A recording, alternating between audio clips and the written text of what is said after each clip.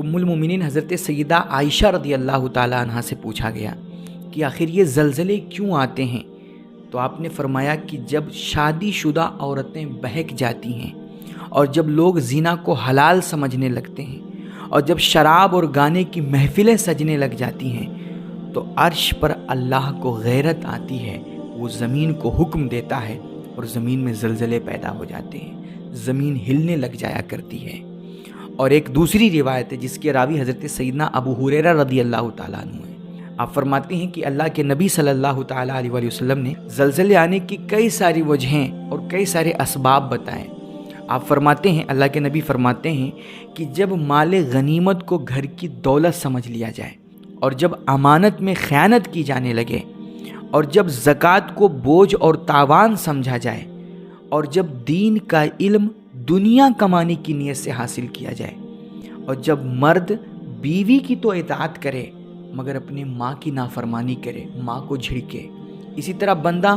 دوست کو اپنے سے قریب کرے اور اپنے ماں باپ کو وہ اپنے سے دور کرے، بالخصوص والد کو اپنے آپ سے دور کرے۔ اور فرماتے ہیں کہ جب مسجدوں میں شور شرابہ ہونے لگے، اس میں ادھم مچایا جانے لگے،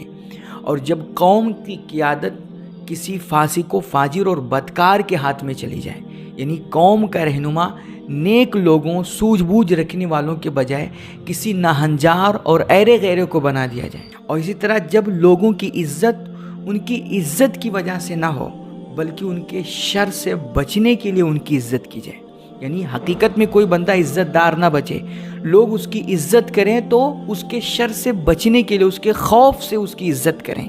دل سے عزت نہ ہو۔ اور جب گانے باجے کی کثرت ہو جائے، اس کے سامان اور موسیقی اور آلات مارکیٹوں میں زیادہ بکنے لگیں، اور جب شراب و کباب کی مستیاں لوٹی جائیں، اسی طرح اللہ کے نبی فرماتے ہیں کہ جب امت کا آخری حصہ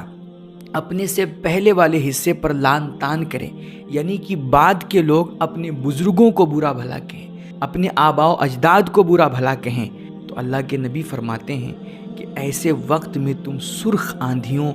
زلزلوں اور زمین میں دھسا دیے جانے اور شکلوں کے مسخ کیے جانے، یعنی شکلیں بدل دیے جانے، اور آسمان سے پتھر برسنے، اور ان عذابوں کے ساتھ ساتھ قیامت کی دوسری بھی نشانیوں کا تم انتظار کرنا،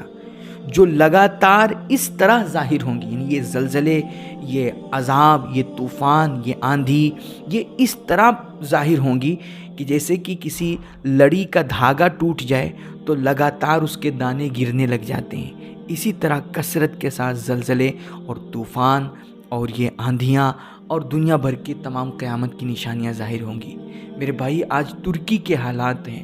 شام اور سیریا کے جو حالات ہیں، یقیناً بڑے افسوسناک ہیں۔ یہ ہم لوگوں کے لیے ایک بڑی عبرت ہے۔ ہمیں چاہیے کہ ایسے وقت میں ہم کثرت کے ساتھ اپنے گناہوں کی معافی مانگیں، اللہ سے روئیں، گڑ گڑائیں، دعا کریں، استغفار کریں، اپنے لیے بھی دعا کریں اور اپنے ان شامی اور ترکی بھائیوں کے لیے بھی دعا کریں۔ اللہ ہم سب کو معاف فرمائے، ہمارے حالت زار پر رحم فرمائے، اور ہمارے ان تمام شہید ہونے والے بھائیوں کی مغفرت فرمائے۔ اللہ زندوں کو سلامت رکھے، ان کو اپنے حفظ و امان میں رکھے، اور تمام عالم اسلام کی حفاظت فرمائے۔